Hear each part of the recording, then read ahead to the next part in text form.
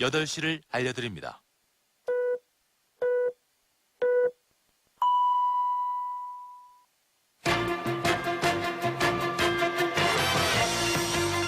경인방송 종합뉴스.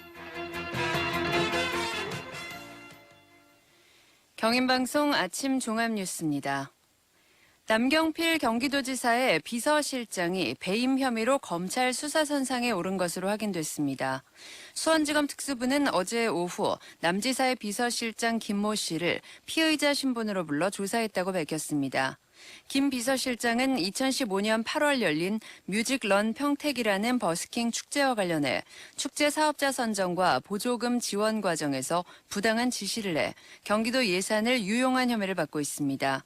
앞서 검찰은 이 축제를 맡아 치르면서 경기문화재단에서 받은 4억 2천여만 원의 보조금 가운데 1억 원가량을 재단에 보고한 예산 집행 계획과 다르게 사용한 혐의로 축제를 주최한 법인의 사무국장 개모 씨를 이달 1일 구속했습니다.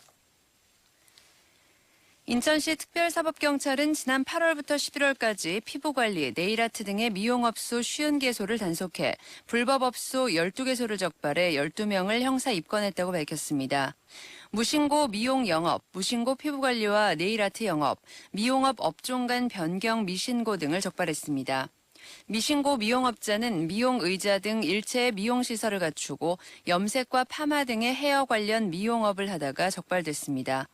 또 피부 미용실로 영업신고를 한 후 네일아트 시설을 갖추고 네일아트 영업을 병행한 사례도 있었습니다.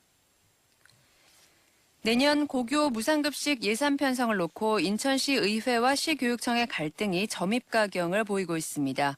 시의회는 조속한 정책 시행을 위해 불가피하다는 입장을 밝혔고 교육청은 예산 편성을 강행할 경우 대법원 제소까지 예고했습니다. 강신일 기자의 보도입니다. 어제 열린 인천시의회 예산결산특별위원회의 시교육청 예산안 심사에선 예상했던 대로 고교 무상급식 예산 편성이 화두로 올랐습니다. 예결위는 지난주 인천시 예산안 심의를 통해 고교 무상급식 예산 213억 원을 증액 편성했습니다. 사실상 교육청 예산안 심사를 통해 이에 상응하는 예산을 추가 편성하겠다는 의지로 풀이되지만 사전 합의 없는 예산 편성에 교육청의 반발이 거셉니다. 김성기 시교육청 교육국장은 시군구와 교육청의 예산 분담 비율을 8대2로 제한한 것은 전체 예산 규모에 따른 최선의 선택이었다며 인천시와 시의회가 5대5로 비율을 정한 것은 합의 없이 이뤄진 일방적 결정이라고 불만을 표했습니다. 이어 김 국장은 예산이 예결위를 거쳐 본회의에 상정되면 부동의 의견을 내고 향후 대법원 제소까지 검토하고 있다고 반대 의견을 분명히 했습니다. 박용수 교육감 권한대행도 이날 직원회의를 통해 고교 무상급식 예산 편성에 동의하지 않는다며 인천시 측에 재차 공개 토론을 제안했습니다. 반면 자유한국당 소속 시의원들은 조속한 시행을 위해 예산 편성은 어쩔 수 없다는 입장입니다. 박정호 의원은 유정복 시장이 정치적 의도로 사업을 추진한다는 것은 오해라며 무상급식 시행 주체인 교육청이 어느 정도 더 부담을 하는 것은 자연스러운 일이라고 말했습니다. 앞서 중학교 무상급식을 반대하다 입장이 바뀌었다는 지적에 대해선 무상급식을 실시하는 것이 사실상 추세라고 말했습니다. 양측의 입장이 평행선을 달리는 가운데 오늘 종료 예정인 예결위에서 어떤 결과가 나올지 관심이 모아지고 있습니다. 경인방송 강신일입니다. 인천시는 영흥도 낚시어선 충돌 사고를 계기로 인천 전체 낚시어선을 대상으로 합동 안전점검을 시행합니다. 인천시는 인천어업정보통신국, 선박안전기술공단, 해경 등 관계기관과 함께 29일까지 인천 낚시어선 243척 전체를 대상으로 안전설비 설치 기준 준수 여부와 정상 작동 여부를 점검합니다. 시는 가벼운 사안은 현장에서 지도하고 중대한 위법 사항은 행정처분과 사법처리 등 엄정 조치할 계획입니다. 인천시는 강화도 대한성공회 강화성당에 있는 제대와 세례대가 지난 5일 국가지정등록문화재로 지정됐다고 밝혔습니다. 강화성당 안에는 성당 건축 당시 강화도의 화강암으로 제작한 의례물인 제대와 세례대가 있습니다. 한국의 성공회 교단에서 최초로 제작된 역사적인 가치와 더불어 단순하고 소박한 형상이 내부 구조물과 조화를 이루고 있으며 경건한 종교적 분위기를 보여줍니다. 또 유물의 위치와 모습이 원형 그대로 보존돼 있고 현재까지도 의례물로 원래 기능대로 사용된다는 점이 높이 평가됐습니다. 경기도 양주시와 구리 남양주시 일대에 조성되는 경기 북부 제2차 테크노밸리 조성 사업이 본궤도에 올랐습니다. 경기도와 구리 남양주시는 테크노밸리 조성을 위한 업무 협약을 체결하고 본격적인 사업 시작을 알렸습니다. 한준석 기자의 보도입니다. 이번 협약은 구리 남양주와 양주 두 곳이 제2차 테크노밸리 부지로 최종 선정되면서 사업 추진 전 관계기관 간 협력을 강화하기 위해 마련됐습니다. 협약에는 경기도와 구리 남양주시, 경기도시공사, 구리도시공사와 남양주도시공사 등이 참여했습니다.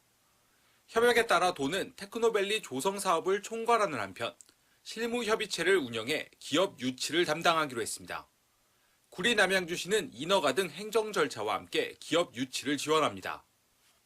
경기도시공사는 조성 사업 추진과 사업 부지를 공급하며 구리 남양주 도시공사가 사업 시행을 담당합니다. 구리 남양주 테크노밸리는 구리 산호동과 남양주 퇴계연면 29만 제곱미터에 IT, CT, BT, NT 등 지식기반 산업단지로 조성되며 모두 1,710억 원이 투입됩니다.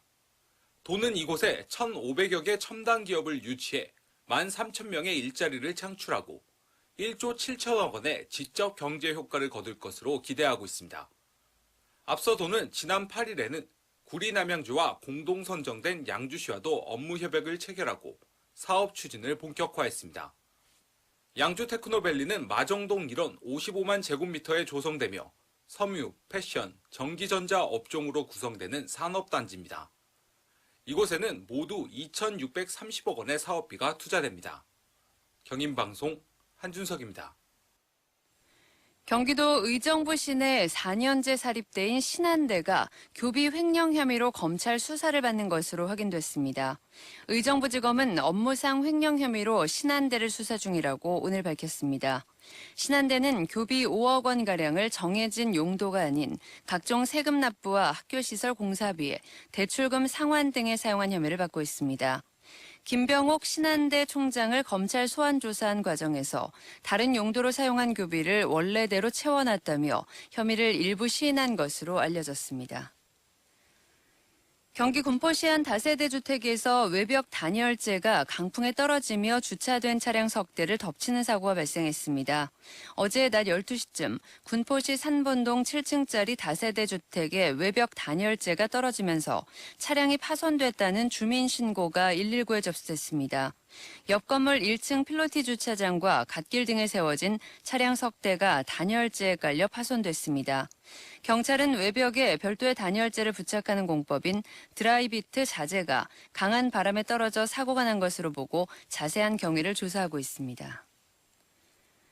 경기도와 경기도시공사에 따르면 오는 15일 마감 예정인 경기도형 공공임대주택 2차 따복하우스의 입주희망자 청약 접수 결과 현재까지 1,200여 명이 신청해 평균 4.7대 1의 경쟁률을 기록했습니다.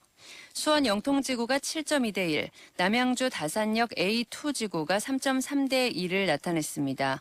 도는 따복하우스가 월 12만 원에서 14만 원의 저렴한 임대료와 보증금 이자 대출 지원 등으로 신혼부부와 사회초년생들의 관심이 높아지고 있는 것으로 보고 있으며 두 지구의 평균 청약 경쟁률은 접수 기간이 끝나면 더 높아질 것으로 기대하고 있습니다.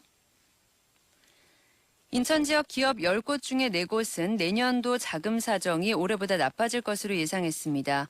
인천 상공회의소가 인천의 150개 제조 비제조업체를 대상으로 설문조사한 결과에 따르면 조사 참여업체의 39%가 내년에 자금 사정이 악화할 것으로 전망했습니다. 날씨입니다. 전국 대부분 지방에 현재 한파특보가 내려져 있습니다. 경기도 파주, 의정부, 양주와 포천, 연천, 동두천 지역에는 한파경보가 내려졌고 인천 강화와 경기도 북부 일부 지역에는 한파주의보가 내려져 있습니다. 오늘 낮 기온은 인천 영하 5도, 수원 영하 4도 등 중부지방은 영하권 추위가 종일 이어집니다. 현재 기온 인천 영하 10.6도, 수원 영하 11.1도입니다. 뉴스를 마칩니다. 박주원입니다.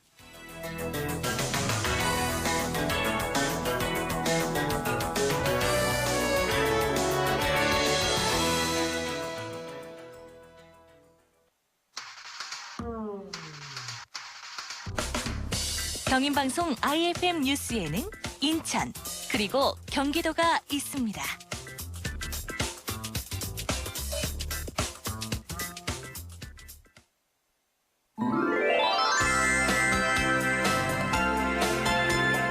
뜨거운 논쟁, 명쾌한 해설, 장우식의 시사토픽에 있습니다.